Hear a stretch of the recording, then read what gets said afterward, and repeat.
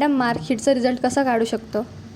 Okay, ह्या मार्कशीटचा result काढण्यासाठी अगदी सोपं आहे. काढण्यासाठी आता आपल्याला टोटल काढायची आहे, तर is equal to SUM bracket आणि त्यानंतर जे सब्जेक्ट आहे त्या सब्जेक्टला सिलेक्ट करायचं. सिलेक्ट केल्याच्या नंतर ब्रॅकेट क्लोज करायचं आणि एंटर द्यायचं. अशा पद्धतीने आपण मार्कशीटचं टोटल मिळवू शकतो.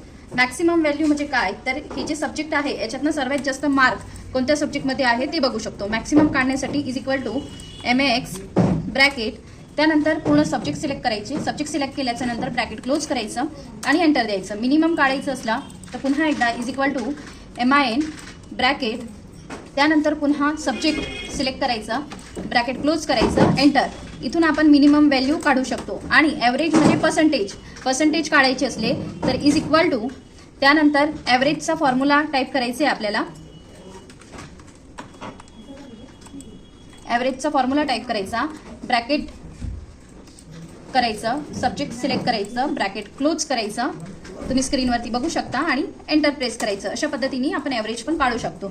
आता हे जे टोटल्स काढलेले आहेत तिथे माऊस कर्सर कॉर्नरवरती घेऊन जाऊन माऊसची लेफ्ट बटन प्रेस करून माऊसला खालपर्यंत ड्रॅग करायचे.